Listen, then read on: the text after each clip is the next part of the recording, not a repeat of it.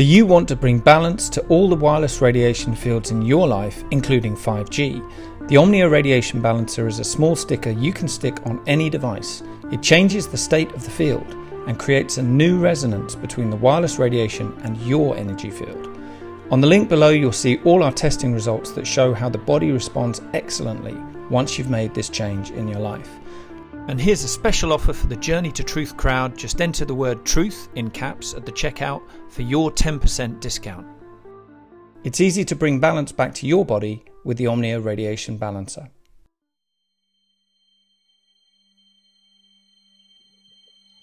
This is totally unreal that this happened like in 1942 on this planet.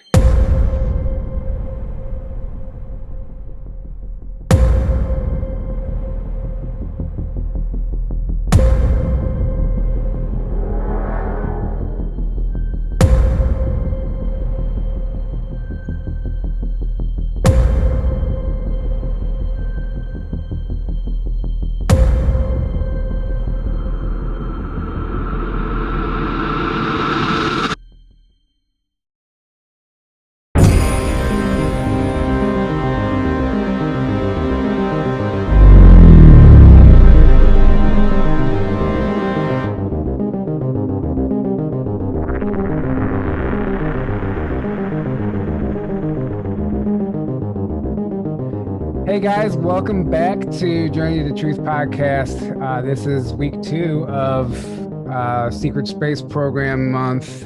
We're joined by Johan Fritz. If you guys don't know who he is, you're going to find out. He has an incredible testimony, incredible memory recall. It's like a talking textbook. He's loaded with knowledge and information about what's going on right now, what's going on in the programs in space, underground. It's quite fascinating. Before we get into that, we're going to cover a few things. First of all, we understand that you guys all understand that there's a huge big tech purge right now. Twitter is wiping people out, YouTube, all those alternative platforms. So we just want to remind you where you can find us all. We still, as during this recording, we still have a Twitter account. You can obviously find us here on YouTube. What else? BitChute, Bradion, Rumble for the video podcast. Then we are on all audio podcasts, Spotify, and a bunch of others. iTunes, Spotify, SoundCloud, and like 15 others. I'm not exaggerating. It's quite a bit. We're on Facebook, Instagram, or not Instagram anymore, not Facebook. Instagram anymore. Right, and then we have personal accounts on Instagram, Gab, Parler, Gab, yeah. So anyway, just so you guys know, because people keep asking where can we find you, so just get that out of the way. And then you guys just listen to the Omnia commercial, 10% off with promo code TRUTH, all caps. And then Hopewell Farms, we do have that promo code going again, JTT15 for 15% off CBD oil and other products. It's the best CBD. It's really good. Aaron's been taking CBD for a while, and he says it's the best. So we're just going to go with his word. No, it really is good. It's really great stuff. And this promo code does stack with free shipping for over $200 or more. So that does stack with that deal also, just to let you know. And we have t-shirts, 20% off on our Teespring page with promo code Sleepy Joe. And that's going to go indefinitely. That being said, welcome to the show, Johan. How's it going over there? Thanks for joining us. I'm doing very well. Thank you guys for having me. It's a pleasure to be on. Yeah, absolutely. So yeah. I'm going to briefly read through your bio. Actually, you know what? I'll put the bio in the description, and we'll let you kind of give us a background of your testimony, what you've been through, and how this all started for you. Well, I'll start off with the succinct version, which is still kind of long, but I'll do that first, and then we'll kind of go back and drill into the details. If that's okay with you guys. Sure. And really quick, guys, we understand that there's a little audio issue. There's a hum or a buzz. There's nothing we can do about it, so just bear with us, please. So for me, the way it started off was I was screened as a kid because of my family background, because of my intuitive empathic abilities, because of my personality disposition, and certain genetic markers. All those things make up what they call a metagene. And that metagene is what enables certain people in the programs to use certain technology. It also allows them to enhance or be used in certain ways that other programs can't use you. So as a kid, they already knew I had this. From age 5 up through age 12, I was being constantly abducted, trained. I was being put through MKUltra, which you guys, or the follow-on MK Pegasus, which ended in 95. If you guys know what that is. Yes. Then age 12, that's when I actually started what I would call real super soldier training. For Peter the Insider, between age 12 and 14, apparently I still carry the record as having gone through all 4 layers of that fastest. So, for whatever that's worth. And at age 14, then they started actually putting me what they called training missions, where they actually would have us in simulated armor. We would go through and do simulated battles up through age 17, 18. And a lot of this stuff as a kid, for me, was showing up as dreams. I didn't know how to quite process that. My mom just thought I had a super hyperactive imagination. Not the case. So at age 17, I actually enlisted in what's called DEP, which is a delayed enlistment program for the U.S. military. And that's when all the abductions stopped for me. It was the minute I enlisted in the Marine Corps. And I actually went through what they call an early boot camp program at that point. They don't have that anymore, but they used to have what they call an early boot camp program. I went through that, came back, went through my senior year, and then I finished up the last remaining part of my 4 years in as after my graduation from high school.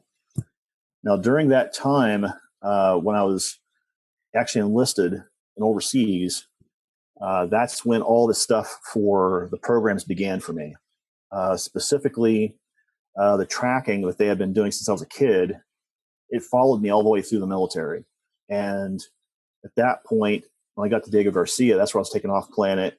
I was put through what they called NDOC. A company called Shoreline runs the NDOC process on the moon. You're put through that.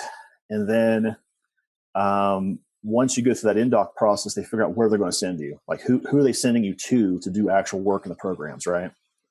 My case, I qualified as a grunt, a soldier. Imagine that, right?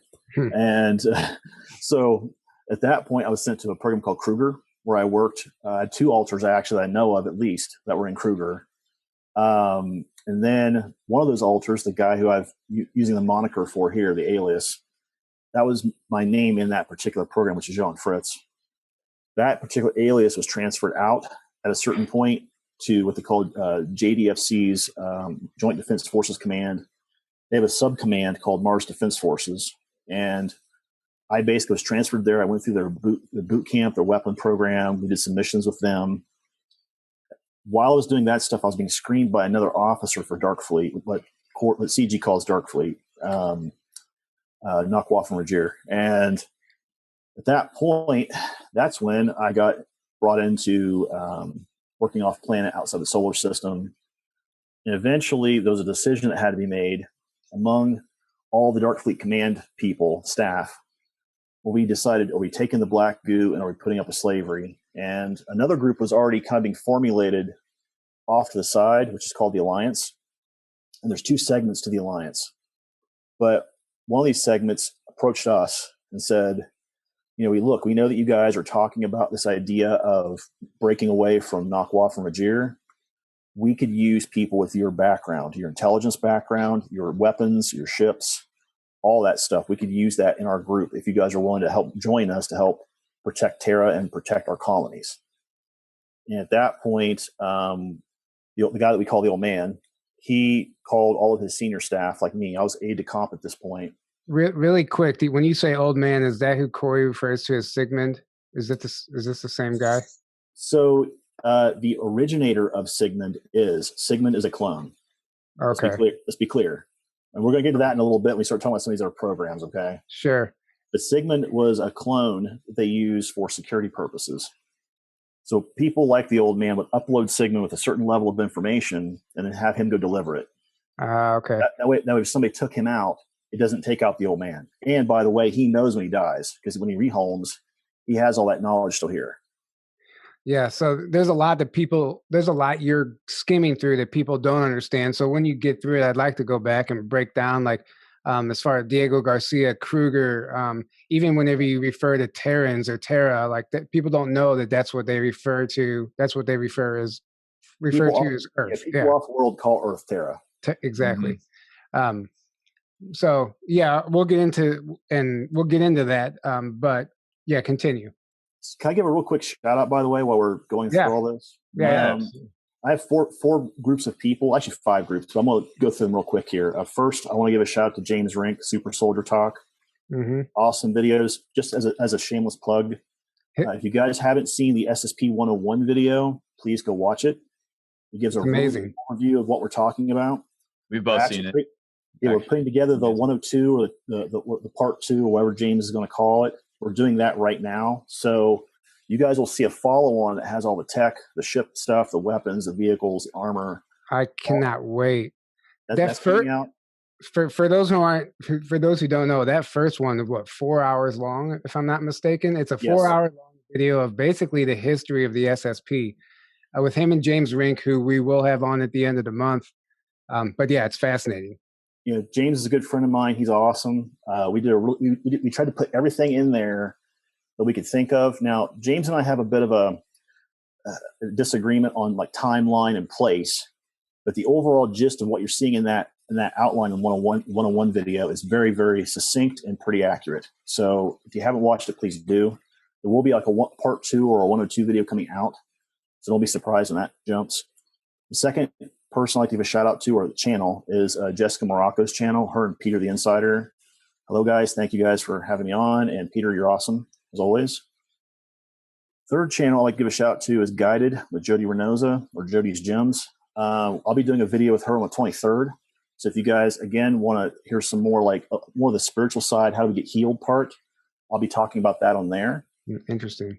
And as you guys have seen on Quantum Red Pill Cafe with Ted and I, I'll give a shout to Ted. On that video, we've also done the same thing. We've been trying to address, some of these issues around how do we go from having been in a fractured state to now in a healed state. And as we're talking about some of the subjects around the SSP, this subject keeps coming up. So Ted and I keep addressing it because people want to know. They're like, well, how do I get myself into a better, healthier spiritual state, in a better, healthier emotional, mental state, right? Sure. So that's obviously a concern for those of us that have been in. It's something that we all have to do, but more specifically, people who've been in the programs have to do that. So thank you for letting me do that. And there you go. Yeah. No, that's cool that you're doing that, actually, because that's actually the most important thing, because what good are we if we're not healed? So that's thank you. I'm actually really looking forward to hearing that. Maybe we could touch on some of that later in this interview also, but I don't know exactly where you were in your testimony. It's up to you. You can keep going, or we can go back and start breaking it down. So here's what I'll start breaking down the timeline so people can get kind of an idea of where things kind of happened, right? Yeah, please. So I was born in 1972. I should tell you about how old I am, ironically. By 1977, age 5, that's when I was in kindergarten, and I was also brought into MKUltra. Now, the way that looks for people is essentially when I went in as a Gen 5, Gen 6 super soldier, what that looks like to people is that I went through what they call the trauma side of training. Now, how do they do that, right? Well, for example, like at age 5, they started me off, and I think I've talked about this previously, where they'd have us in simulations. They'd put us in a simulation, we're in a cage. This guy with this big wife beater comes in, you have to actually kill him. That's the only way to win the confrontation, is to kill the guy. Step 2 is once you kill him the first time, they put this little girl behind you have to protect. Now, what I found out post this is the girl who was behind me was the girl who ended up being my XO on board the Franklin. We actually served together in Kruger, which I didn't know either, but we were talking about it, and all of a sudden it's like, whoa. It's like all these little synchronicities. Like she knew the other half of the same story that I already knew. Wow. And what we call that is called, you have like what we call a divine partner, or a divine pairing between two people. That's how that shows up, is they look for people like that. Someone who you are, in fact, divinely connected with, spiritually connected with, that this person can anticipate your behavior, what you're going to say, what you're going to do, and how you're going to act. That way it cuts down reaction time. And this lady ended up, she was that young girl in that cage with me. And the next step was me and her teaming up to beat up the man, the killed guy, you know. Mm. So at age 8, at that point, I would have been probably 1980-ish. Yeah. Mm-hmm. That's where there's a phrase that Eminem uses in the movie 8 Mile when he's doing his song, where he says, "This is when the mood all changed. It's like having 2 dogs in a cage." That was me at age 8, because at that point, the simulations, from having this whole simulation side to now actually physically doing something. They actually abducted me and pulled me in to physically actually do a behavior or an act. So in this, excuse me, for just to help people understand, in this simulation, is this like a hologram? Like you're a guy that comes in, does it look real, or does he see through? Is he transparent? No, it's real. Oh, it looks like it is a real scenario. I didn't even know it was a hologram or a simulation until the very first time I was brought into the actual act at age 8. Okay. That's what one of the guards told me. He said, "Well, you've graduated all your simulations. Now you can do the real thing." And then they put you in a real life or death scenario at that point. Well, the very first real life and death scenario for me was the one that I've chatted about, where they bring me into a room. I've got a guard on either side of me. I'm age 8 at this point. In front of me is a 55-gallon fish tank on a table. In front of the table is a gun. To my right corner, I see someone sitting with a hood on their head. And there's a gentleman sitting back in the shadows. All I can see is his hands, his wrists, and the front part of his feet. And by the way, for those people who don't know, go look up Dr. West. He's a guy who ran MKUltra for a number of years. He also ran MK Pegasus for a number of years. I believe that guy was him. Oh. And based on the ring he had on his hand and based on the way he looked in that memory, from what I've seen of him during his interviews, and get this too, right? So this same guy testified at the Patty Hearst trial, which should tell you that Patty Hearst was probably programmed. And also, too, he testified at the Oklahoma City bombing. It should tell you those 2 individuals, meaning Timothy McVeigh and his partner, were both probably programmed.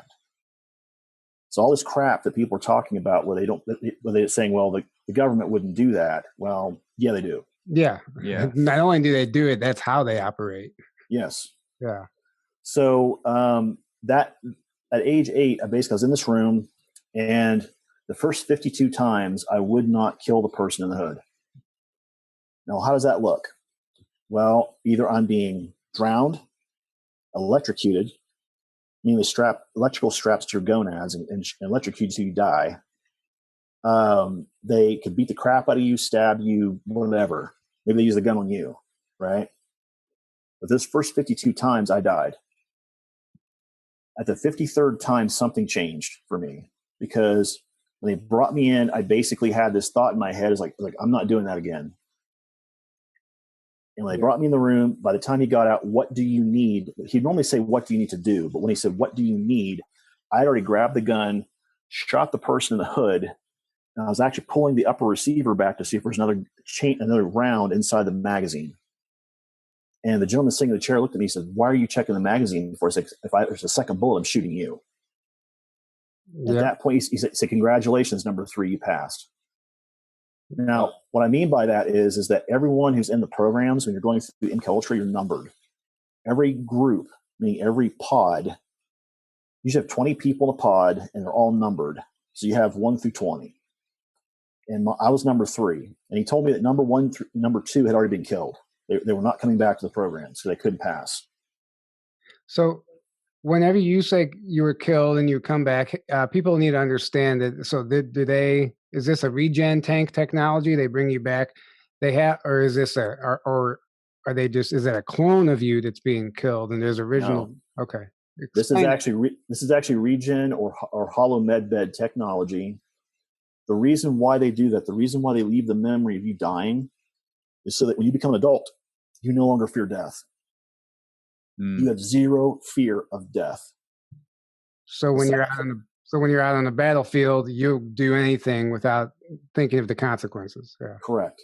And more importantly, also what that does is it also, in my case, and my girlfriend and I've chatted about this, in my case, the other thing that did was it also changed my fight or flight reflex, meaning that I don't have any flight reflex. Mine's all fight.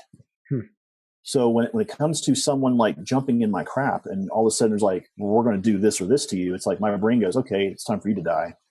That's the way my brain computes the math. It's like I'm already a 4.3 black belt and a prior combat Marine. You really want to do this? Yeah. Excluding all the super soldier crap, right? Yeah. So that's where, for me, my brain is already wired differently than most people in that respect. But what happened at age 8, that started the process where the real stuff started. And they would go through multiple iterations of this until they actually had your brain broken, usually for about a 4-year period. Every night I had abductions. Every night I would go through this. Every night I would, have these iterations. At age 12, that changed again. At that point, they brought me to this place up at the LOC where essentially I was put through what's called super soldier training. It was the very first time I was put into a room with a bunch of kids. If you guys ever watched the movie Soldier, Universal Soldier? No, Soldier. It has the lady who's married to Rock Hudson, her husband. I'm not sure. Yeah, I don't know if I've seen that movie. Kate Hudson's dad. He's Okay. he's a very well-known actor. Stepdad, I guess. Anyhow, that movie, you go look up Soldier, essentially the way you see the kids being brought up in those groups, military-wise, that is exactly what the beginning of MKUltra looks like when you're actually in the super soldier part. Except they're teaching you how to function as a unit. Like you'll go through tests where you're expected to not talk at all. Because what they're looking for is psychically, they want to make sure all these people are bonded, right? The second thing that happens is they're looking for natural born leaders. Who gives the orders? Well, it was me and another guy, and we were the ones constantly giving the orders. So they broke us up into groups, and we were allowed to run our units as kids. And that's where they start picking out these people with natural leading abilities. So did you get your memory back immediately, or what? How did that process occur? So for me, it came in steps, right? The first step was I got out of the military. I basically was a functioning alcoholic, and I had a lot of issues around PTSD, stress, anger. Most of it was redirected anger, I would have to say in hindsight. And a lot of it came from the fact that I didn't realize what had been done to me. Mm-hmm. And when I finally made that connection, I was working with this lady, Connie, that I talk about. When she helped me make that connection, all of a sudden, the whole dynamic inside here changed. Mm. We started doing all the post-hypnotic regression stuff. And the second half of the session would be like her doing like massage work, Reiki work, energy work, maybe even actual therapy, like sitting and talking about how'd that feel to you? Where are your emotions at? Let's talk about processing that. Right. Yeah. So she was a licensed therapist, a board certified therapist and counselor. But she was more like metaphysically minded. And she was the person that kind of helped me navigate through working through all that stress. And what happened was she popped a lot of the memory caps. Now, I would have to say this, at that time, my brain was not ready yet to release that information. So from 96 to 2012, I was going through this steady process of my brain, my subconscious saying, I'm ready to release this now, right? 2012, I had an NDE. All of a sudden, any chemical blank slating, any psychic memory barriers, any of that stuff popped during that NDE. I come back. And by the way, I'm not saying go have an NDE. I have to be clear about this because through some of my discussions, some people have gotten the impression that that's okay to go do. No, it's not. Don't do it. And some people who don't know what that is because maybe they don't NDE, near-death experience, just to clarify. Yeah. So in my case, I had that happen. And then when that happened, all of a sudden, I went through this massive change internally. I had met this woman who I'd been married to. And through that process, I basically had a bunch of these memories starting to crop up. And what I started doing was I took all these old documents that Connie had given me. I had already scanned them into Word docs, basically. And I started formulating the flow of how all this stuff kind of fit together. I was listening to other people who had been through this, and I was trying to reformulate what happened to me. Like, where does that fit structure-wise into what happened to me, right? Mm. So over the years, I've been writing all of that stuff down. Okay. And what had happened is after I started writing all this stuff down, I started trying to figure out where these memories fit into the timeline. And that's that timeline we were just talking about, right? So when I got taken up there, this is after the super soldier training, right? So I go through that 14, join the military. All of a sudden, the abduction stopped, and I'm like, whoa, this is kind of weird. But basically, for a year, I didn't have any abductions, and I thought that was fantastic. Mm-hmm. Even though it was my senior year in high school, it was like the most peaceful time I had. Because I already knew I had a job post high school, and I didn't feel like I had the abductions going, so I could actually sleep at night. I didn't have like all the stress and all that crap going on. Sure. Yeah. So I get in the military, and all of a sudden I see that same folder that showed up from grade school, where I had my name, my data, all the information about me, all my intuitive testing that happened at grade school, by the way. They do this, by the way. A doctor would come to our school, and I was like a disciplinary problem. So like every time I got sent to the principal's office, he'd do like the typical like psychologist voice, right? He'd be like, Will, let's sit down. Let's talk. That's a good impression. I need you to breathe with me, Will. Can you breathe with me? He'd do that kind of voice, and you're kind of going, oh, okay. And then he'd pull this deck of cards out, and he'd say, Will, what's on the card? How does this feel to you? What symbol is this? And it was a Zener deck, by the way, for those people who don't know what a Zener deck is. And I would guess it. I had no idea. He never tell me if I was right or not, by the way. But I would guess the stuff. And when I got in the military, we're doing our psyche evals. And here I am as a squad leader, and I've got this other squad ahead of me going through doing their stuff. I'm hearing all the answers that he's talking about. So I'm like, okay, well, I know what I'm going to say when I go in. I literally walk in the door, report in as ordered, sit down. He looks at my name, he pulls his head back a little bit. He gets up, he walks over, he shuts the door, which had been open the whole time, mind you. And then he pulls out the official Marine Corps crap and goes, okay, we're just going to pencil whip this. That's done. He goes, okay. He goes, now let's get to the real crap. And he pulls that stupid binder out. I'm like, oh, God damn it. The binder from when you were a kid. Yes. And I'm looking at that thing going, oh, man, he's going to open that binder and they're going to kick me straight out of boot camp. I thought I was done. Yeah. And he opens it up. And I see in there, there's like stuff listed in there. It says on the intuitive empathic test part, it's like an 85% accuracy rating from kindergarten up through 11th grade. Right? That's really good. On the personality disposition part, that's the part I found problematic because it had stuff like this individual does not respect authority.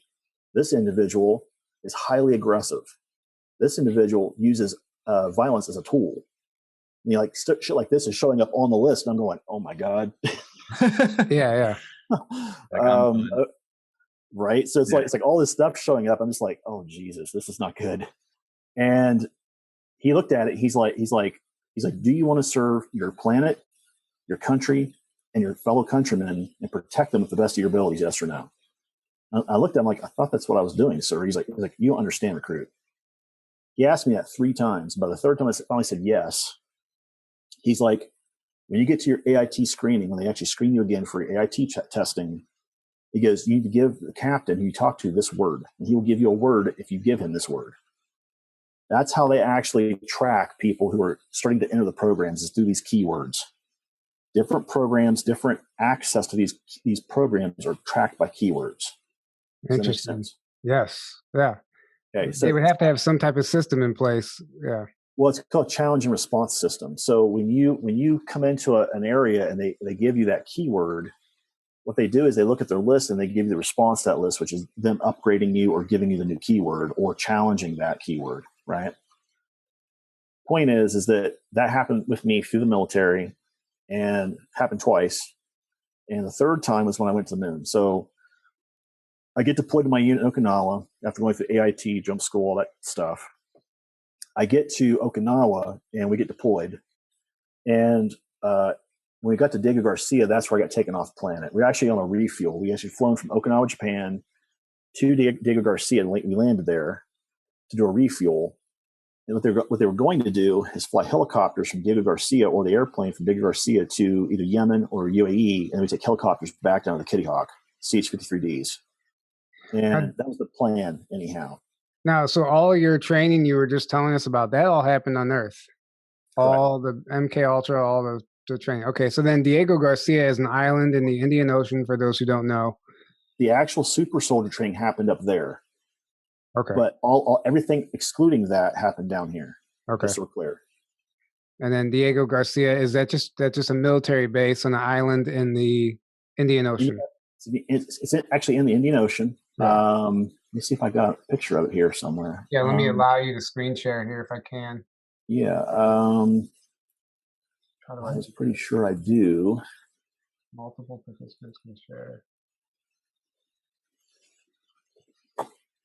I'll do it this way. Okay.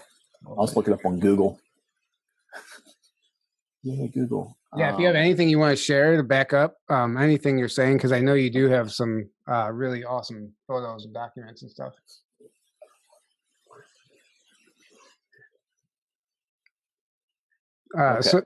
Okay, go ahead. So let's go to maps, actually. This would be easier to do this.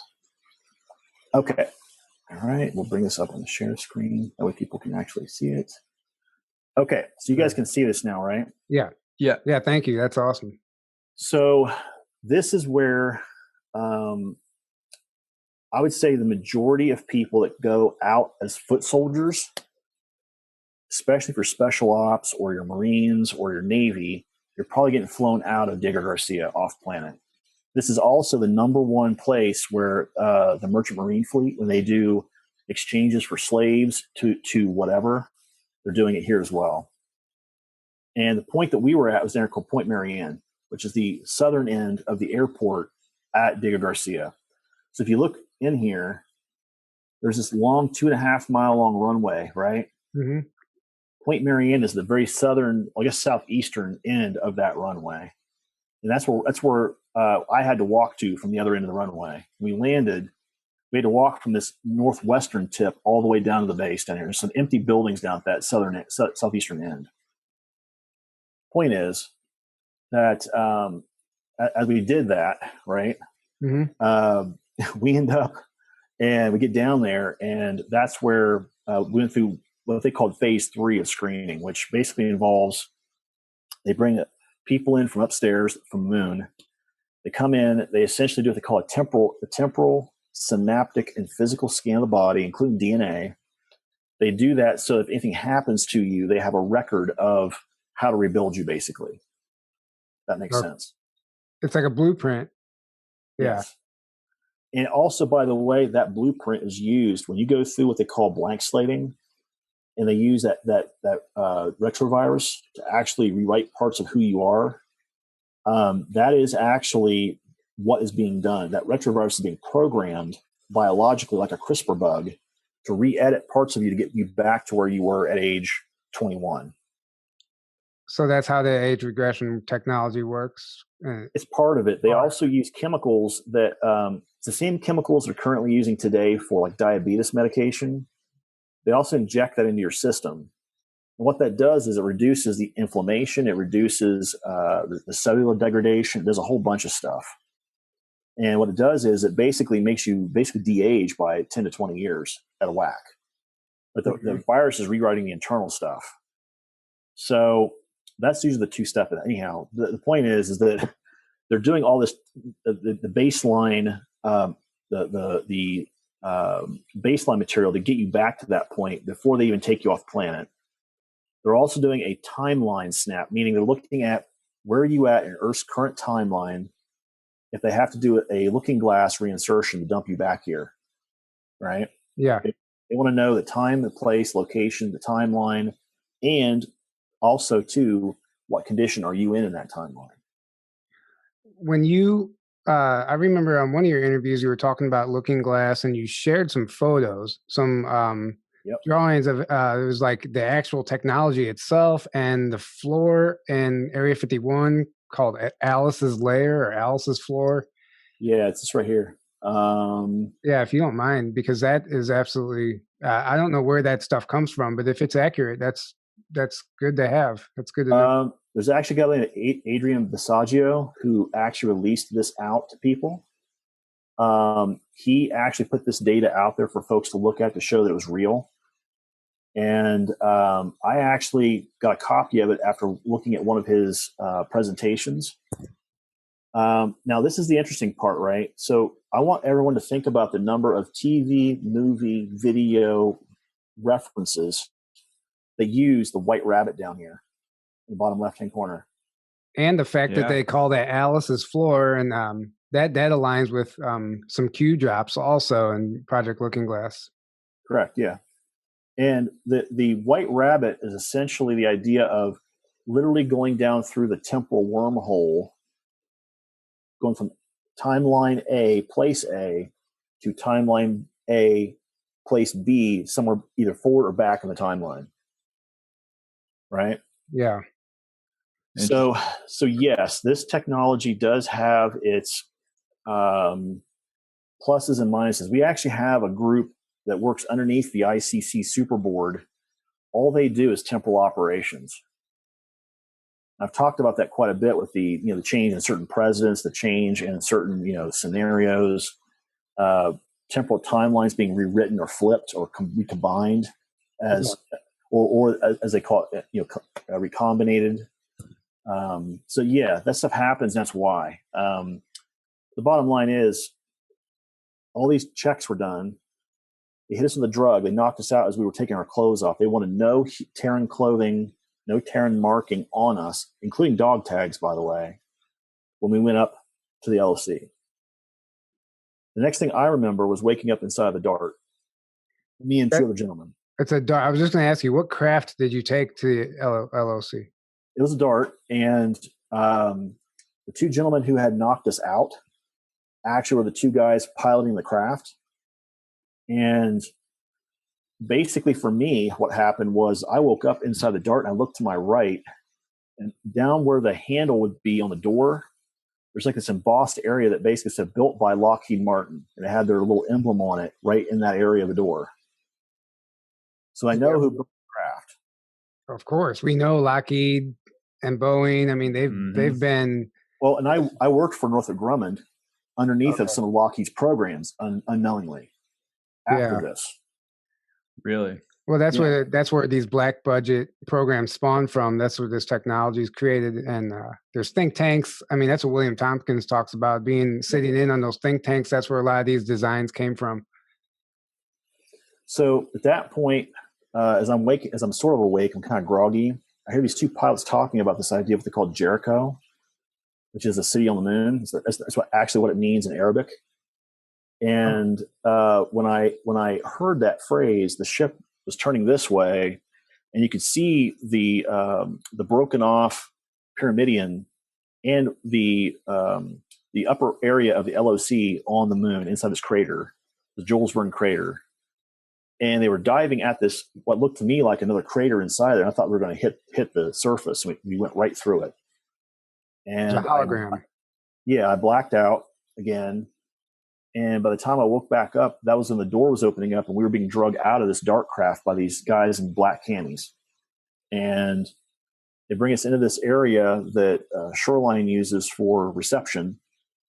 And they basically handcuff you to the seat, and they also ankle cuff you to the seat so you can't move or run. And I don't know how long I was there, but I remember this guy sitting next to me basically said, don't look around. They'll see you. If you wake up, they will know you're awake. He said, this guy over here, he's already dead. And when I kind of moved my head up a little bit, this guy had his head all the way back, and he was ashen gray, and he was dead. Wow. And they were giving us a drug injection when we were in the chair, which I'm guessing was done to basically magnify or amplify our psychic abilities. Some people don't have the ability to handle that injection very well, or they negatively react to it. Same way we do with viral stuff today here on Earth. Sure. Sometimes people's bodies just doesn't agree with the shot, right? Yeah. At that point, I'm screened again. And after going through that screening process, I'm essentially put through what they call INDOC, which basically means indoctrination. They put you through an MKUltra upgrade. They give you a whole bunch of packages based on the programs you're going to be in. They call up certain altars. They program those altars up. Now explain what They an put them altar back to is. sleep. Explain what an altar is, please, for people who don't know. Okay, so the easiest way for me to explain this without getting into a whole bunch of psychological technobabble is to say that when you go through trauma, a part of you disassociates from the current cognitive mind. Part of your subconscious will disassociate away from that to protect the mind. And that part that disassociates is the alter ego, the alter. Mm-hmm. And what they do in the program is they take that disassociative part, they crack it open, they dump all the memories, the trauma, the pain, all the programming, all the language upgrades, every skill set you would need is dumped into that altar at that time. Every 72 hours after an upgrade, you're tested. So, for example, you might walk into a room and they'll start immediately speaking to you in German. And they expect you to recall and talk in fluent German as if it's a normal thing to do once that altar is activated, which is usually activated through either a set of keywords or a set of key alphanumerics, usually. And as you're talking to these guys, they may have you do like martial arts. Show me this particular martial arts style. And you do it. You do a full kata on what that is. Show me how to use this weapon. And they have like weapons laying in front of you on the table. You have to pick the right weapon. You have to be able to basically chamber around, fire the weapon at the target, pull the magazine out and put it back on the table as if it's autonomic reflex. So it's like the Matrix, basically, in a way. The Matrix does not do it justice, in my opinion, because it's not like, in my opinion, Neo is still bound by his own brain. Okay. Whereas with this, there is no bounds. It's like essentially in the altar, there's nothing up here limiting you on what you can do. There is no limits. There are no morals. There are no laws. There are no black and white. It is just do or not do. So Neo's character was just to make it digestible for the audience. Yes. Yeah. Okay, continue. This is fascinating. Yeah. So once I went through all that stuff, at some point, one of the guards came in and I didn't realize it was my final testing in Indoc. He comes in, he's like, you've already been requested to go to your next assignment. So what I didn't realize at that time until later, when Peter and I were chatting about it, was that Gabriel Kruger had actually requested me to come directly to Kruger because of my test scores. Because he was screening everyone that went through my particular NDOC program. Like, where are these people at on their scores? Like, what are their aptitude tests? What are their IE tests? What are their weapon tests? Martial art tests, all this stuff. What is this person? What can they do? Right? Yeah. Apparently, the minute he saw my test scores, he's like, I want that guy and I want him here now. So I get jerked out of training. And I'm thinking I'm getting blank slated, by the way, at this point. I didn't realize I'm being sent somewhere else. I thought I was getting blank slated. But all of a sudden, the guy brings me to a separate room. He says, take off all your clothes. We're going to give you a new set of clothing to walk to the base. That way people don't know who you are or where you are. Change my clothes.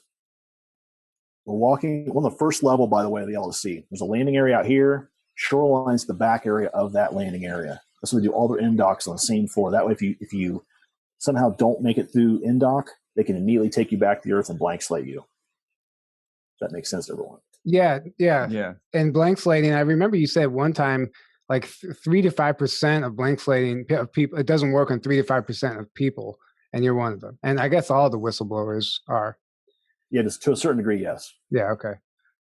Now, what point does this code word come in that they gave you? That was during NDOC, right when I first woke up, actually. They basically saw me looking around. These guards yell, we have a live one. They run over to where I am. They uncuff me. My legs are actually asleep. I can't feel my legs at this point. They drag me into this room. They're kind of laughing at me because I can't walk. And they slam me down this metal chair, and they recuff me again, hand-wise and ankle-wise. I felt like I was in there for like, I don't know how many hours, but this guy in a white, it looked like a white scientist coat. I jokingly call these guys eggheads. They kind of walk in, and the guy's like, okay, we're going to do the test. And he had like a little pocket protector for pins and all this stuff in it. And he comes in, he's like, okay, we're going to do this test. He goes, what is it that I need to know? And the first 2 times, I'm like, what the fuck is this guy talking about? And all of a sudden, the third time, I'm like, oh, wait a minute. Keyword, right? Keyword the captain gave me. I gave the guy the keyword, and I see him, he pulls his glass pad out, and he's just scrolling down through it. He's like, whoa. It's like, okay. He clicks on that. He goes, okay, really? All right. And he clicks on some other stuff. There's a large glass double two-way mirror behind him. These people are watching me and him interact. And all of a sudden I hear the scientist say to me, I can hear him say it, but I also heard him say it. He said, is there anything else that I need to know right now? I said, there's a guy standing behind that piece of glass holding a woman in a way that he's going to actually physically injure her. And I said the guy's name because I was looking at him through the reflection in the glass. I could see his name tag in the reflection of the glass. And all of a sudden, the doctor went, what? And they hear this voice come on the loudspeaker. He's like, yep, he's one of us. Go send him through INDOC. Yeah. So they were already watching what we were doing. Yeah. And that's why I went through this whole INDOC process, right? Well, when I got my clothing changed, that's when this guard basically guided me down to they call floor 6, which the upper floor where the landing area is looks like a 1950s military base. Mm-hmm. You get down to floor 6 and it looks like a super upgraded, like a high-end mall. If that makes sense to anybody? Sure. It's like the walkway area is solid white tile, and on the sides it's these red carpeting, and a lot of the main rooms is red carpeting too, right? Yeah. So here I am walking down this hall with this guy as we step out of the elevator, turn to the right, and we're walking down this area this office all the way down the very end. And we stop at the front door. There's these 2 big posters on either side. One is a male in this black body armor, which I might have a picture of here somewhere. See if I can find it real quick. Does the inside? I've heard Corey Good talk about the insides of the LOC being like a bell shape. Is that accurate? Yes, it is. I would say it's more spheroid bellish, but yes. Okay. So on the poster, this is kind of what it looked like, the armor-wise. The artist who did this did a really, really good job.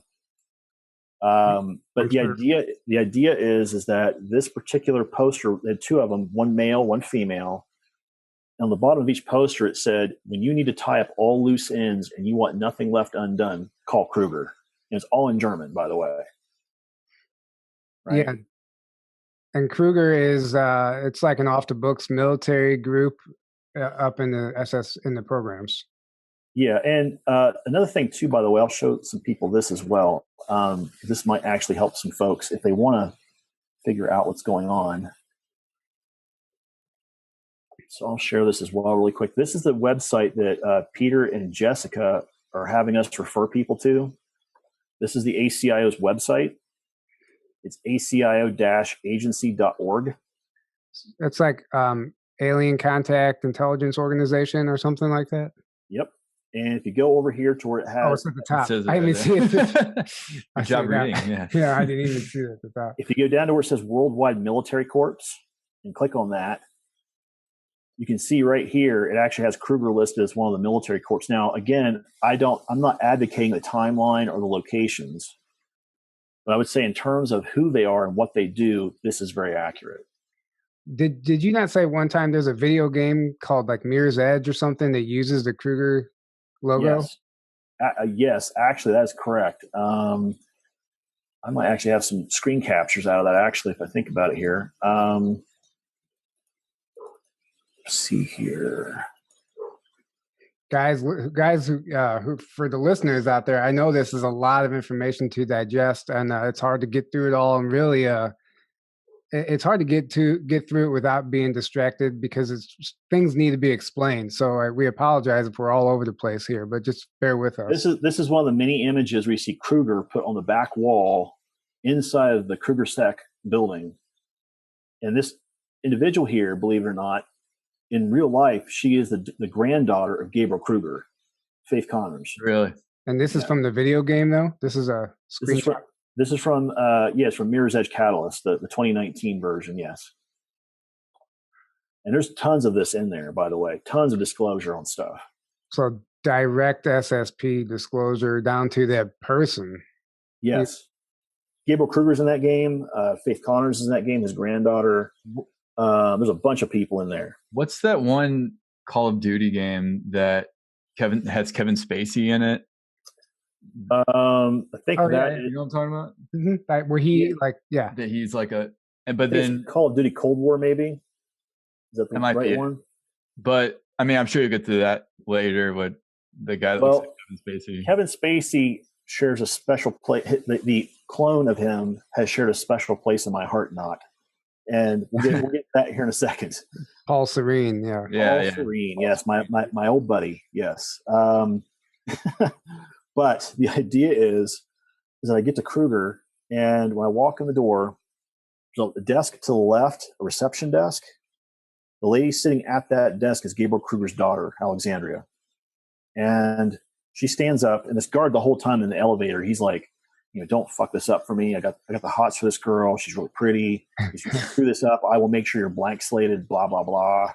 Yeah. He's giving that whole speech, right? I'm kind of like, whatever, And we get in there, and I see Alexandria stand up, and he hands her my glass pad. And all of a sudden, as she's reading the glass pad, Gabriel Kruger walks out of his office and comes out front, and he's standing there looking right at me.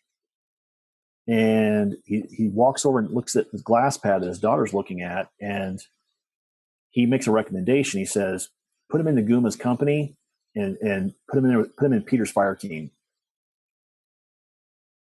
So what? Now, I'm going to get to that reference in just a second, okay? So people understand the impact of that statement, right? So he walks back over to his office. This guy who I call Commander Naguma, which may be the wrong name, but in my head, that's what I seem to remember. He comes out, and I've actually met this guy in the here and now. He does have memories of Faith because Naguma was dating Faith up there, and he's looking at my glass pad, and he's like, "Holy shit! Look at the scores this guy's got." And Alexander's like, "Yeah, Dad says to put him in your company with Peter, right?" The Peter he's talking about is Peter the Insider's fire team. Okay. Peter and I served together in Kruger for a while. Interesting. That's where the baseline information is. Like, Peter and I, we know each other on that level. Like, we served together. Like, I know his voice. I know how he's going to react. Psychically, I know how he thinks. That's what happens when you're in a fire team. You guys get kind of synced up, and when you're doing stuff, it's like you kind of enmeshed. You kind of know exactly what that person's going to do. Sure. So, and that's why Peter, the Insider, has been such a crucial part of a lot of people coming forward. Yeah. And also, too, by the way, I'll say this: if you go back to that ACI website, so yeah, Peter's stuff is on there. I'll share this really quick that way you guys can look at it while we're talking about it. We actually put what we call it up here on the menu. We had ACI Associates, and Peter's bio is up here as well, by the way, and so is Jessica's. When you click on that, it brings up James's bio. It brings up Anthony Zender, and it brings up mine. This guy, Michael, down here, he is the guy who was, in fact, Commander Naguma, the guy I'm calling Commander Naguma. Oh, interesting. So, anyhow, the idea is that, so Naguma takes me back. He brings me into what's called receiving, right? The first thing they do when you go into Kruger is they actually put you into a clone body. That's the very first thing they do right off the bat. They have you take off all your clothing. They put it on this little cart that's next to this little cryo unit. They bring you over to a tank where you basically step inside this vertical tank. It fills up with this liquid auger mask on that has a display on the inside and a display on the glass. And what's happening is as this tank fills, what they're doing is they're getting ready to transfer the essence, either the alter or what's in your brain, to the clone. Interesting. Now, I looked over to my right, in my case. The clone was in the tank, already filled up asleep. And it looked like me, but it was much larger and very physically edited. I'll put it that way.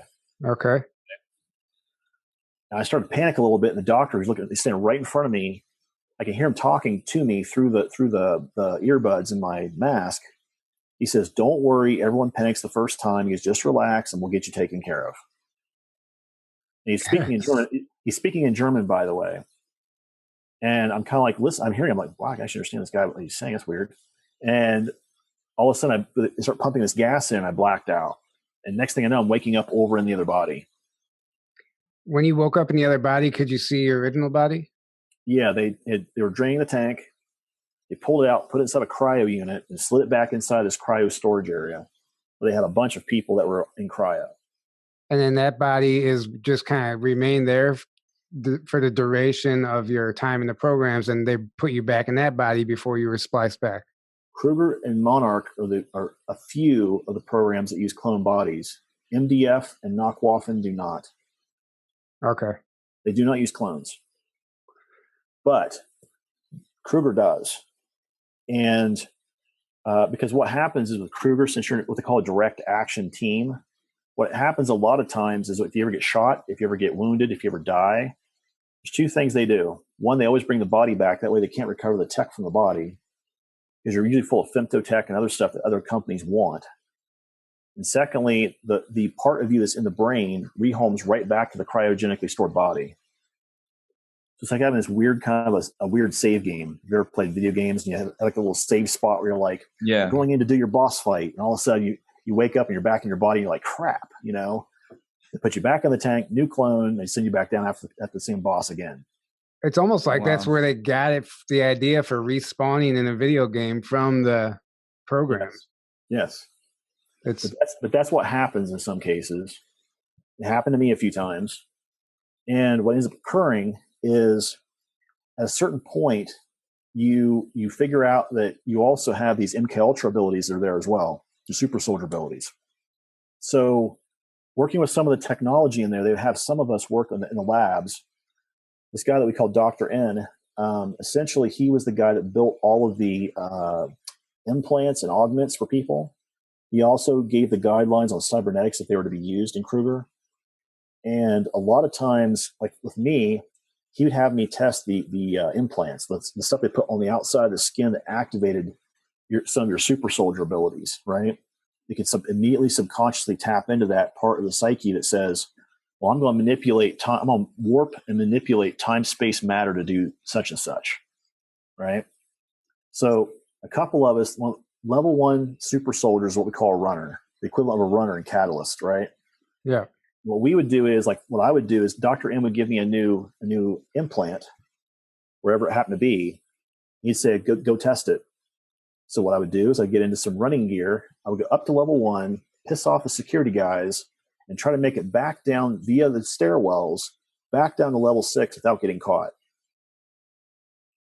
And I did it every single time. Really? I would literally use the walls. Like, you know what parkour is? It's essentially what we were trying to do. They would upload parkour into our brains. Nice. And we would literally use the walls. Like I would manipulate an area on the wall. Peter said he had a video of this where he watched me change the actual gravity of the wall. So I could run up the wall and then shoot off the wall and land somewhere else. And I changed the gravity there so I could bounce and roll. Wow. And these guards that changed right after I left it, the guards couldn't do it. And they were actually getting injured trying to jump or move or do whatever like I did. We see disclosure of all of this in movies and video games. Even the Bourne Identity movies, yes. That's a super soldier disclosure. Yes. Yeah. Treadstone, Blackbriar, yes. Yeah, exactly. And even the assets and everybody that's hired in that movie, they're all super soldiers. I mean, they all doing parkour and their fighting abilities are just like elite. And hearing you talk, that's what I think of. It is the same thing. I look at that, and by the way, they're also both ran by the CIA. So just so clear. Yeah. So, the guy who was handing me off to the programs was the CIA attaché that was attached to our unit. I believe he was there for a reason. Yeah. He's also the same guy who later on got me into some issues while I was actually deployed with Kruger. This guy that we used to call the John, John David Lynch. You probably heard about him in some of the Call of Duty games. Oh, okay. Another guy by the name of Jason Adler that worked with him. It's also in Call of Duty. Those monikers are real names. But the thing with John David Lynch, his actual name is Burke, Martin Burke. And so there's a whole big story behind that Peter and I have been kind of weeding out, trying to find the truth in the middle of all that. But the idea is that these CIA people use human assets and trade human assets and move them into the programs so that the programs can stay continually active. So then, there are multiple programs going on at one time, and you ended up in Kruger. which, like I said earlier, that's like kind of an off the books program. Can you explain what life was like in Kruger and what you guys did there? So the phrase for Kruger is actually Kruger Mercenary Corps, KMC, is the joke that we kind of talk about within the group. And the Mercenary Corps, you're correct, it was an off-the-books Black Ops military budget program. We used TR-3s to do inserts into our target locations, either on planet or off planet. TR-3, a triangle craft, the black triangle? Okay. Or gray, some more gray, Okay. depending upon the revision. Like if you go A through C, I think they're black. As soon as you get to the D revision, it's more like a gunmetal gray color on. Interesting. But yeah, they are triangular craft, and they vary in size. Some of them do. But the idea is that we use those craft to do insertions and extractions, meaning your infill, exfil portion of the mission. So yeah, we did that. We did tons of training on that every day. We do like these little drills. You run on board the craft. You'd sit down in the seats. They would call the drill that they would do was they would actually have a pilot actually activate the light tree that's right behind the officer. So at red, you're in your seat. At orange, you're actually standing up and you're getting ready to actually step on these yellow footprints. When the yellow comes on, you step on the yellow footprints and pull these two cords down, it locks into your armor, the DLI, the dual line insert system. At green, the bottom of the ship actually opens up and they drop you out. Wow. All that takes about a minute. And then it has become autonomic, basically, is what they're trying to do. So that was the training. Did you ever do that? Did you ever actually do that in real missions? Or? We did it for every mission we did. Okay. Minus two that I know of. And those were both off planet. They were actually elsewhere. So these were missions on Earth you're talking about. Yes. So what kind of missions were you actually doing here on Earth then? Well, we had a variety of missions. One, you have to understand that most of what Kruger did in terms of mission parameters was all ICC Super Board certified and okayed. Meaning the Triumvirate basically came in and said, we need you to do mission X or assist with mission X. So what they would typically do is they'd have Earth Defense Forces dealing with part of it. They would call in Kruger to deal with the part that didn't want to get screwed up. So there may be ETs on the planet, but they'd have us come retrieve the tech or us deal with the big baddies that the normal EDF guys could not deal with. Because we had amped up bodies, we had super soldier abilities, all kinds of stuff. So yeah, I think I remember you telling a story one time that like they almost were using a kind of a looking glass technology or something. They would actually see the mission before it happened so that you would know exactly what you needed for that mission. And yes. And if somebody was going to get hurt, you knew what type of medical gear to bring. Yeah, that's fascinating to me. They have folks that do that. They can dip into the highest probable timeline, right? Mm-hmm. And that doesn't mean it's always going to happen that way. The mission that retired me out of Kruger actually did not happen the way the looking glass technology said it would. Really? What it tells you is the individual who in the CIA basically screwed us over, he actually made a decision during that mission live that caused me and Peter and other people to get either hurt, retired, or dead. Really? Yep. But prior to that, it was always just wham bam. You knew exactly what you're doing in and out, effortless kind of. I would say the three big tags that would always show up in our missions, and we did like 60 plus missions with Kruger. Okay, so the three big tags that always showed up. The first one is Mobius Tech, which essentially is timeline co-creative manipulation tech that was developed prior to us here, and Mobius hijacked it, started using it, and we started recovering it to shut it down. Isn't that the soul trap technology? Is that not Mobius or not? It fits the same profile, yes. I would have to say, in my opinion, yes, it is the same technology. But the idea of a soul trap, it's not the really correct term. That's actually an incorrect moniker for what that technology really does. But the idea is that you have to understand that we're living in a created pocket universe because Mobius had screwed up the previous attempts to try to manipulate our universe. So do that for a minute. All right. So do any of this for a minute. Shit. That'll warp some people's noodles, right? Yeah. But the idea is that technology it can be unstable, but ETs typically have been using it because of that instability. They know it has an area of effect. So, for example, this is what I'll talk about for just a second here. Think about the unrest that's been going on in the Middle East for the number of years it's been there, right? Yeah. And the idea is that these ET groups and Mobius have been plopping Mobius Tech right in these hot spots, and the area of effect is affecting everybody around it.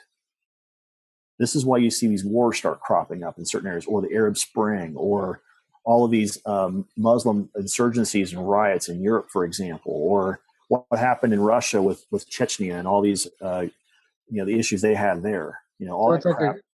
Is it like a group think? It makes everybody puts everybody on the same page. Sort of, yeah. What it does is the unit basically has these two large twisted crystals inside. They're the power source that manipulates the time, space, matter around us, right? Mm-hmm. The actual processing unit has 4 buttons on it. And that tells them to what degree they're going to manipulate that co-creative ability we have. And what it does is it actually continually suggests to the people in that area of effect that maybe you should do this. Is continually trying to implant that thought into the thought streams, right? And it's like a subliminal message, kind of, yeah. Yeah, but it's happening on a brainwave frequency. So you have this information constantly being dumped, right? Constantly reinforced, constantly dumped. And all of a sudden people start having this thought of, well, maybe I should go do that. And all of a sudden now they're being controlled by that tech, right? Wow. It's one of the things that super soldiers are actually immune to is Mobius Tech. Because we've already got our brain hemi-synced. Outside influences don't affect us that way anymore. So where do you said the Middle East, this technology is located? I mean, I can see all this over the world. All over the world, yeah. All over the world, but that's one of the areas that specifically that we kept going back to a lot there in Europe. I feel like this would be used in like major cities and stuff to you can keep people asleep that way, right? Yes, absolutely, right? Yeah. You can put low vibe thoughts into their head and like very primitive desires and cravings and stuff like that. Yeah. If you have an area where, let's say that you're trying to make sure that people do not revolt, you could program the tech and turn it on and actually put it on what they call aggressive mode, which is the top mode. And that's exactly what you're talking about with people going to sleep. People will not, they will not rebel. They're like, I don't want any part of that. I don't want to mess with El Jefe. I don't want to mess with, La Policia, sorry. They won't do it. And because they're afraid, and they basically, the co-creative part of their brain is basically telling them that I do not want any part of any sort of insurrection or rebellion or revolution. Is this what happened in the Phoenix Lights? Why nobody remembers that? Like it just kind of came and went. Can they do that to make people forget this UFO sighting? They can, and they also they call it these gases that the Draco used in their craft. They can also, I think William Tompkins even talked about this. William Tompkins. Yeah, he actually has an actual photograph of the reptilian tanker. Yeah. Emitting this gas. Yeah. So you have this gas that can put over large population areas, right? Mm-hmm. It does that too, but on a more direct interaction layer, right? Mm-hmm. So there's multiple ways they can do this, and they usually use the tech and the gas in areas with high population centers. Contrails is another way to tell if you're in a high population center, by the way. If you do not have contrails above where you live, they're probably not using Mobius Tech or the gases there. Oh, they're using them here. Using it here for sure. Yeah. That's interesting. Okay. So that was, I would say the Mobius Tech was number one. Off-worlders, meaning people who are not Terran, would be number two. And three would be where we would be given directives and mandates directly by the Super Board, meaning one of the missions I talked about with Paul Serene where I took his clone out, right? Yeah. That was an actual Triumvirate direct action mission that we were told we had to do. There was no way of getting around that. We were basically told we have to do this, and that is that, and have fun. And so, go ahead. So basically, that's the three main groups of the missions you typically find Kruger people in, right? Okay. Yeah. And usually they're contracted, they're paid and contracted to go do that particular mission. So let's get in. I mean, this could go on forever. There's a million directions we could go, but you mentioned Paul Serene and Kevin Spacey. So how many? So from what I understand, Kevin Spacey is a clone of Paul Serene, basically. But Kevin Spacey doesn't actually know that there's another version of him in the programs. Paul Serene is using a cloned body of Kevin Spacey, yes. Okay. And then this is the case with other actors and politicians or not? Like I've heard you say Tom Cruise before, I think. So if you look at Monarch, which is the company that Paul Serene owns and operates, he actually provides a security service to Hollywood and elite people who have the money to pay for a clone. And what he does is he gives them the ability to give them that he calls ultimate blanket security, meaning if they kill the clone, you're still alive. Right? Sure. We'll even provide psychological services to help you when you come back, sort of thing. That's the way he markets this to the Hollywood, the political people, your CFR Bilderberger people, all those guys. And what ends up happening is that when he gets that genetic sample, they have the ability to use that clone elsewhere now. I've heard that, I don't even know where I heard this from anymore, but I've heard that like Tom Cruise in particular, like they use his clone in movies. That's why he does all of his own stunts, and that's why he doesn't need a stunt double because it's his clone. I would disagree with that because I know he broke his ankle filming one of the Mission Impossible movies. Okay. And he talked about it. But the clone being used actually is a guy who actually runs the Umbrella Corp. And you guys may have heard of the what's the game where they have the zombies that are created by the virus. Resident Evil. Yeah. That's Umbrella. Mm-hmm. And again, hard disclosure showing what Umbrella does as a biological weapons manufacturer. So they take off-world tech, they turn it into bioweapons, and they sell it to the other programs. In terms of like, you know, what they're doing, how they're doing it. So yeah. Anyhow, that umbrella tech basically falls into the NBC category, right? Now, typically they don't do nuclear, but they definitely do chemical, biological tech all the time. And I was trying to think what the guy's name is. It's in that group. Let's see if I can find it here real quick. It is. Yeah, the guy who runs this name is Richard Bay. He's the guy running Umbrella Corp. And he's not a nice gentleman. So basically on that page we were looking at that had the worldwide military corporations, I'll bring this back up again here real quick. Yeah. So you guys can see this. Basically you see this little statement where it says 4 corporations with positive influence on humanity, right? Mm-hmm. And then when you scroll down, it says corporations with a negative influence on humanity. And look who the top one listed here is. It's Monarch. Monarch, Mobius, and Delphi. Umbrella is also listed here too. Murkoff, Shaw House. There's quite a few of them in here. But the idea is that as these corporations start doing more and more operations against the will of the people here on the planet, that shoves them more into that negative category. That makes sense to people. Yeah. Sure. Yeah.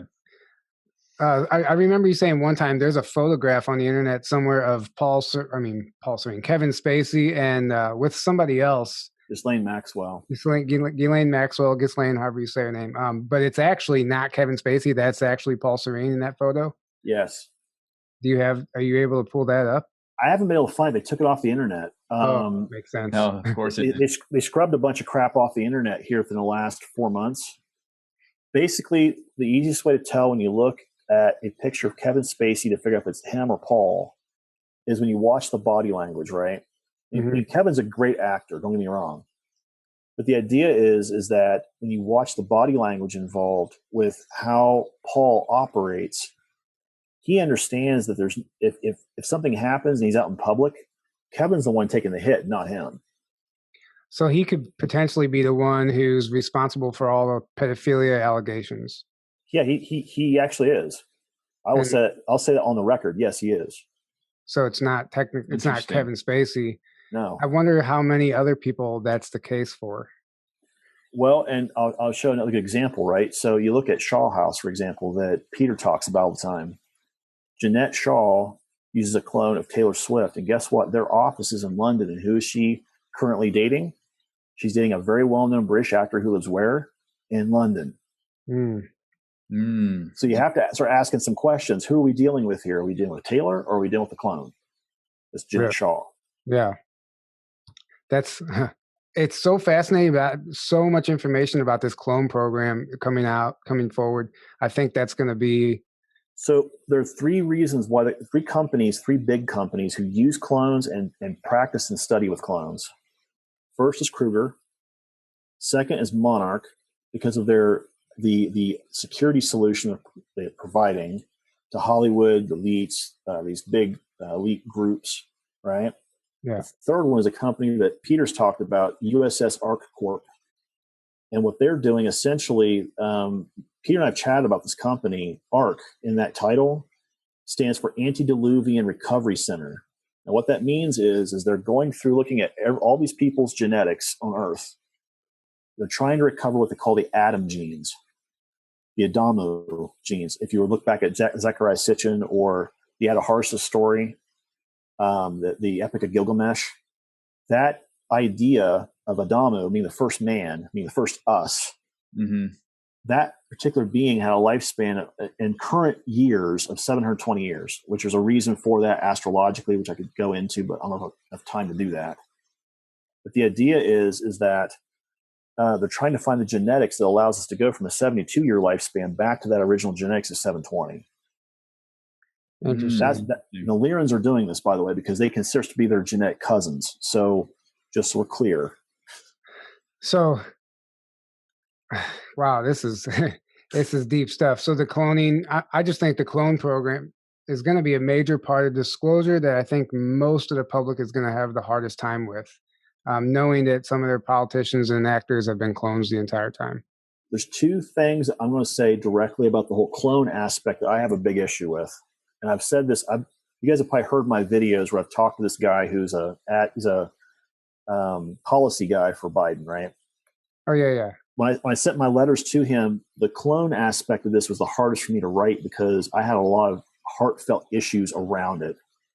You know, how are people going to feel when they find out there's a copy of them up there being used for, sexual slavery, torture? They're being partially eaten, regenerated. All kinds of stupid shit. And then you've got the other aspect of this is what happens if we bring them back and this person commits a crime and it looks like you did it. Yeah. I mean, genetically, they're an exact copy of you. Sure. Yeah. It's a huge problem. I'll just say this. I have no way of verifying it, but I've had somebody make me aware, and I'm not going to disclose who, but they said that there's a clone of me alive right now in S4, Area 51, basically, living at the same time, basically.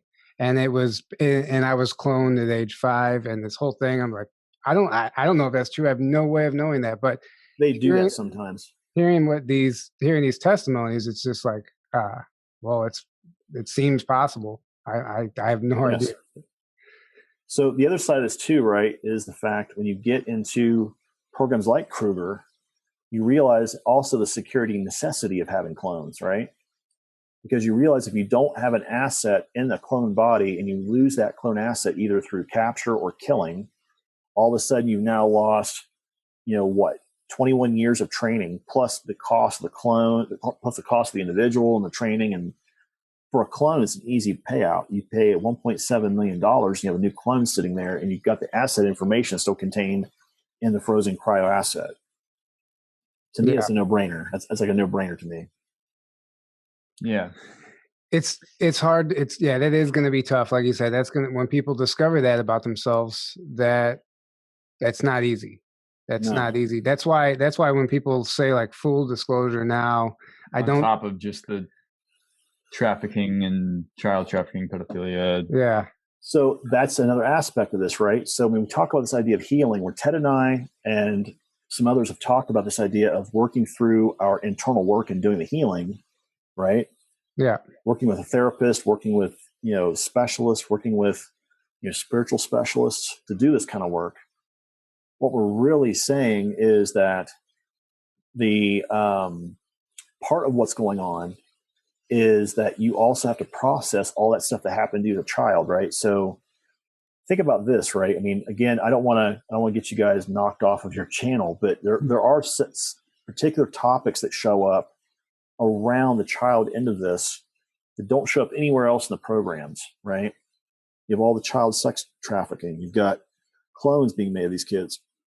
And the thing is, oh, by the way, a lot of these kids, I have a friend of mine, I've told this story before. He's a SEAL team commander.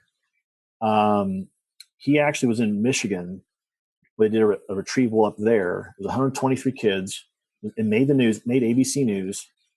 And when they got there, he was actually out on the boat, first off, training with the Coast Guard in Lake Erie. JSOC calls him on the sat phone and says, "You're going to be taken off the boat and you're going to Michigan." Okay. They come back to shore. CH-53D picks them up, takes them to this place in Michigan. When they land, there's already FBI at both ends of this underground bunker. It's a warehouse.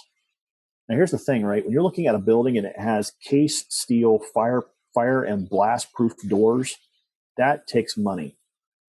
Yeah. I don't care who you are. But these guys get there, and the FBI can't get it. They've been hitting it with bullets. They've been trying to, take it off the hinges, whatever. The door won't budge.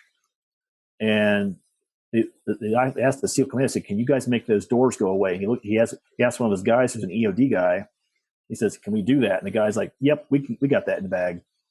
And all of a sudden, the doors get blown off the hinges. And when they go in, they took those 8 guys inside this front office area. 6 of those 8 guys died. 2 were restrained. They were trying to keep them from getting to this back door that actually went into the main warehouse area. And inside that main warehouse area, they had suspended cages with 123 kids in it. Each kid's in a singular cage. Wow. And these kids have been tortured. They have been, all kinds of bad stuff. But the big thing that hit there was a certain chemical they've been extracting out of these kids. And they were storing it in these large 55-gallon drums that are shipping elsewhere. Adrenochrome? Yes. Yeah. Now, here's the thing, right? So a kid typically produces 6 to 8 ounces of adrenochrome over the course of their life, right? Think about this. And they've got 55-gallon drums of it. Gosh. Jesus. I mean, and that's one tiny facility that they were able to break into.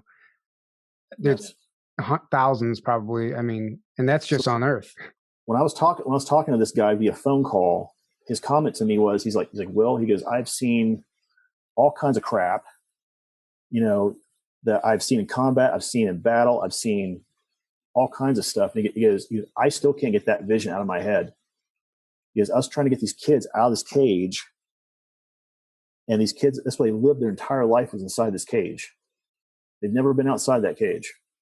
Most of them are clones. They're not even on the record. None of them had any sort of SSNs. None of them had any sort of documentation or names. They're all tracked by a number. And the system they track these people in is the same system they use off-planet called TAPSIS, which essentially is a slave tracking system, essentially, asset tracking system. And these kids have been put in the system. They were being tracked. They're being used. And it was completely off the books. No one knew who these people were, who these kids were. These kids were not really, quote unquote, missing, which means either another slave was bred to make these children, or they were cloned. Wow. But the idea is this is the negative aspect of cloning too, right? So when you have people using technology in ways that was never designed or meant to be used, this is what happens. I've also heard you say that reptilians clone humans as meals, basically, or something along those lines. Like they just they clone people just because they eat us basically alive. So we are considered a delicacy by the Draco. And one of the things we have to kind of understand is that part of what happens is some of these slaves will get partially eaten and then regenerated. And here's the thing, right? That memory's never wiped out of your head. Yeah. So this person's continually going through this process of regeneration and being eaten. The level of technology involved here is humanity is just not, they will not be able to wrap their head around it. I mean, people like us, because we've been listening to you, we understand that it's out there, but we don't know how it works. And we've never seen it actually in action. We just hear about it. So even I think we would be shocked at some level with seeing it. That's where I think people are going to have the hardest time, is just not even that this stuff is happening, but the technology that they're using to accomplish all this stuff. Well, it's been running for a long time. The program's been running for a very long time. Yeah. If we speak in just current modern day here and now terms, we can definitely track it back at least to the 20s and 30s, of 1920, 1930s. Yeah. So when people tell me that there's no way we could have this level of technology, it's like, well, this program's already been technically in place in the here and now for at least 100 years. And think about if you look at, was it Miller's Law or Smith's Law that talks about the technology doubling every so many years? Yeah. Or the technological level of advancement doubling every so many years. Well, think about these SSP programs that have been doubling since 1920, 1930. Yeah. They've been doubling too. Yeah. And they've been doubling already, starting off advanced. Yeah. Yeah. Because ETs have basically seeded that technology, seeded the information here. Yeah. In the German case, we had Lierens and Draco seeding this information to them. We also had the Vril seeding technology to them, right? Yeah. The Japanese had Lierens seeding information to them as well. And then all of a sudden, this technology just kind of poofs out of nowhere. Well, not really out of nowhere, but it's from these ET species, right? So, and the thing is, we've been using clones down here too, right? So look at as another weird example of cloning. Look at Japan and Korea, right? Who've both been at the very, very front edge, the razor's edge of what is considered to be human and animal cloning today, right? Mm-hmm. They've been doing this for a long time. Where do you think they got the technology from? Well, from up there. They gave the Japanese that technology, and the Japanese outsourced it to South Korea, and they're now both the leading leaders in that area of technology. It's a no-brainer to those of us who've been in the programs. How many soldiers do you think in World War I and II were clones? I've heard that almost the whole army was a clone army from certain sources. I don't know if that's verifiable or not. They do not use augments or clones down here, first off and foremost. Okay. But they do use augments and clones up there in certain organizations. Nancht Waffen, they don't like augments. What I mean by an augment, by the way, is the idea that you have a being who's a clone who's been genetically changed to have a certain genetic disposition up there. They will, in fact, edit humans in their 1.0 bodies to make them compatible for up there in Nancht Waffen Regir. And many of us have been. MDF, you're already technically edited, because you've already went through MKUltra and all this other stuff, right? Yeah. So they do use, in Kruger, they do use cyborgs. They do use, and cyborgs usually is in a clone body as well, by the way, just so we're clear. But they use a lot of cloning there, a lot of heavy cloning, because to them, it's easier to take a clone, manipulate it the way you want, and transfer the essence in, because the essence and the clone come from the same DNA source, right? Now all of a sudden you have a link. It's kind of like Avatar, right? When you watch the movie Avatar, Mm-hmm. where the brother who was also the twin of the guy who died could also take over that same Avatar body because of the genetic linkage, right? Okay. It's the same thing in Kruger, where you have a genetic linkage between you and that clone. And there's also a linkage between your biochip and that clone body as well. And Peter's talked about this quite a bit with James and others. But the idea is that biochip is also a link to that same clone as well. So what? Yeah, just common everyday knowledge. Right. So what are the potentials of Hitler being cloned? What happened with him? Have you heard any of that? Well, okay, so there's three main stories I've heard. All right, so if you follow the standard historical narrative, he died in Berlin, which I don't believe, by the way, but Sure. that's the mainstream historical narrative. Mm-hmm. The story that I do believe, based on all the research, based on everything that I've seen, was the story that Bob Baer did in his TV series Hunting Hitler. Mm-hmm.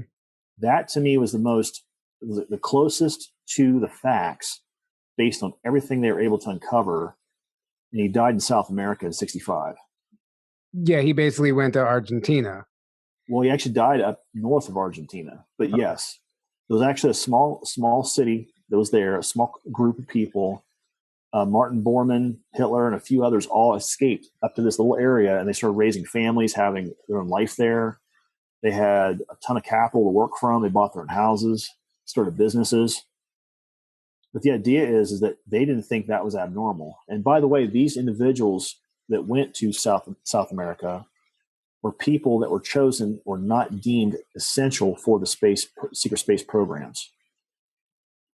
Because what happened was all the people that went to base 211 in Antarctica, New Schwabenland, those individuals were trying to make a legitimate break from the Nazi Third Reich.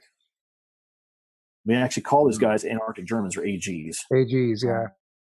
Now, that particular group was very afraid politically that the UN and the U.S. military specifically, like what happened with Operation High Jump, to try to come down and actually try to wipe them out. So by the end of World War II, they were already off planet and up at the LOC. They moved all their assets, all their people, anything of importance to the programs up there. They did keep some people down at base 211 because of what we saw with Operation High Jump. But I personally feel that was a security contingent, because we're still Draco in the base when they left, because that base at New Schwabenland is actually rented from the Draco. Yeah. So the Draco base was already there before they even moved in, basically. They kind of they were working with the Draco the entire time. Yeah, anyway. The Larens and the Vril, yes. Yeah. So you talked about your two theories on Hitler. Was there a third one? The third theory that I heard, and again, I have no way to confirm this, but I've heard it from multiple people, so that there may be some truth to this, was that Hitler was in fact cloned, essence copied and transferred, and he was taken off planet at one point. The original biological body died in 1965. This copy was taken off planet, and I've heard that it was either in Ceres or Mars where they saw a copy of that clone. And by the way, both of those locations both had German, what we call Mars German influences, the MGs. Yeah. They both had groups up there who were in fact actually, Mars Germans. That is plausible that they could have taken him up there as some way to maintain this idea of what happened on Earth. Now, the narrative is when they started taking these slaves off planet, they knew they had to have a way to keep them from rebelling. So they made up the story of a Third World War, the Earth in 1949 getting cobalt bombed, and there's no way for them to go back. Okay. I've heard that. I think I've heard you say that before, yeah. And James and I have talked about it. Peter's talked about it. I've heard that from multiple people. Even Tony Rodriguez, who we just had on, he talked about it also. Yeah. Well, and that's the story I heard actually at Ceres. That's what the first place I ever heard it was at Ceres. Yeah. Tony and I talked about it when we did my talk on his channel, where my security group was brought in. We cleaned up a mess that the Fuhrer of the base wanted us to clean up, the command of the base. And we're basically waiting to be debriefed, and we were told to go have a lunch or dinner or whatever. Our guys are sitting in one area, and there's some slaves operating on Ceres, sitting right next to us at a table, and they're all talking about this narrative about how Earth was wiped out in 1949 by these big cobalt bombs. And the equivalent type bomb they're talking about is, if you look at what the Russians did with the Tsar bomb, the RDS-220, that's equivalently the size of the bomb they're talking about here. Talking like a massive bomb. Really? Right? And I heard that narrative there, but I was like, what are these guys talking about? Earth's still fine. I didn't say this, but I'm definitely thinking it, right? Yeah. And that's the thing with the programs, by the way. A lot of times when you're in doing your job, you think a lot of stuff, but you never say it out loud. Not the point, though. The point is that that is a common narrative that you do hear up in some of the German facilities off planet. They talk about that particular narrative. Yeah. Well, and so there seems to be a large German presence in the solar system. I mean, how many breakaway civilizations or off-world colonies do you think they have besides Mars and Ceres? Well, there's been three three potential breakaway civilizations, right? The Mayans, potentially the Templars, and the Germans for different reasons. Okay, we know for a fact the Mayans definitely did, because they were actually picked up by the Palladians and taken to Taijeta, where they were allowed to settle there. Yeah, I've heard that too. Yeah. Well, actually, CG talks about it in one of his episodes on Cosmic Disclosure, and I've heard other people talk about it. That's why I heard that. Okay, yeah, okay. Mm-hmm. But the fact is, I actually have met that group of individuals. That's why I'm saying that. There was some speculation that's happened with the Templars, although I have no proof of that. And the third group was obviously the Germans, who were influenced to start moving that way. And they did. They're able to make technology. See, the first two groups would have been taken off planet. This third group, they wanted them to actually leave the planet on their own, under their own technology and their own guidance. And that's exactly what we're talking about here. We had the Germans moving to the moon, and eventually to Mars. And they move into the belt, which is where Sirius comes into play. And they started establishing other facilities on Jupiter, Saturn, and other places in the system, even all the way out to the Oort cloud, like Makemake and other locations. Now, is Makemake, there's a station just past the Oort cloud, I've heard. It's like a very high-ranking station. Is that Makemake, or yes? Is that okay? And that's like between here and Alpha Centauri? Well, it's actually just on the very verge of the outside of the Oort cloud. And it is used as a security observation post. That is actually a pretty highly classified location, because what they're doing is any fleet that would try to come into our system, 9 times out of 10, gravitationally speaking, they're going to come in along the ecliptic plane of the system. Meaning, if you look at the sun, all these planets are moving around. Oh, hang on a second. Horizontal pattern. Or you froze up for a second, but you're good. You say if you look at the sun, what? If you're looking at the sun, you would try to come in, the ships would try to come in inside the gravitational ecliptic of that system, because they can slingshot around planets and save fuel. That's typically what an invading species would do. That's what we did. So what you typically see happen is that as that particular ship or group of ships comes in, the armada would come in, they're going to come along the ecliptic, and Makemake observes that ecliptic plane, because it's not in the ecliptic plane. And what it does is it would tell the LOC, hey, you've got a large group of inbound ships coming in, you need to do something about it. Interesting. So have you actually been to that station? Yes. It's also a refueling station too, but yes. Well, what do you use for fuel? Well, for example, like some of the smaller craft, they actually use fusion cells. Okay. They might even use nuclear reactive components in some of the older ships. You also do crew retrofits. So, for example, you might take a Mantis or a Dart from, say, Earth out to Makemake, drop people off. If they're not using a gate system, by the way, they could do it that way. And what would happen is you could transfer people, personnel, equipment, whatever you need. It's also a way to keep the Nancht Waffen fleet out of the solar system, right? Now, we already have gate systems set up at New Earth, or what we call Corellia. You can walk straight in from that gate directly into the LOC. This is also the same gate system that's used from LAX to Mars and to the LOC as well. Yeah, I've heard about that one just outside of LAX. Yep. Like a jump room, yeah. Well, that jump room you're talking about is the gate system itself, right? Okay. So that's the quickest way to get people and things between these locations.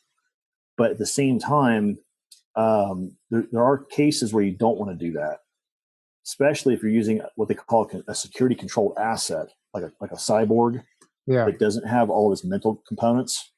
Yeah, you don't want to use a gate system with a cyborg. Bad.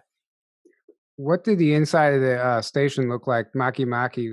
Are any of these stations or ships like organically based? No. This is okay. They start off TBM. They send a crew in that does the TBM portion first. Then they drill out the whole, like the guts of the station first. And as that station is going, it's actually creating concrete or the wall segments out of the actual material as TBMing. When the TBM is finally removed, they bring in these engineers who set up the environmental stuff first. I mean, it's like a pressurize the base, right? Okay. And that's the first thing that usually happens is once they get those engineers done, that's when they bring in all the other people to set up the electronics, to set up all the wiring, to set up all of the, if you're using the communications gear or any of that kind of stuff. At that point, that comes in after all the TBMing and the initial environmental stuff set up in place. Wow, that's fascinating. Your knowledge on this is so vast, and I didn't even expect you to know the construction process. So this is not like a space station like we would imagine. It's like a planetary body that they kind of take over. Convert it to base, yeah. Okay. Very interesting. So let's go ahead and wrap up this first segment. We haven't even barely touched on your testimony. We've been getting into so many other things. Sure. So much to digest, so much to take in. Thank you for doing this. Thank you guys for listening. Don't forget, we're going to be at Starseed Adventure Conference in March with Tony Rodriguez, actually. Tickets are available. There's only 200 tickets available. I don't know how many have been sold, but if you feel compelled, grab a ticket, come hang out with us on the beach, Cocoa Beach, Florida. The link is below, and it'll be great to meet some of you guys. Johan, thanks. We'll be back shortly. And until next time, guys, have a good evening.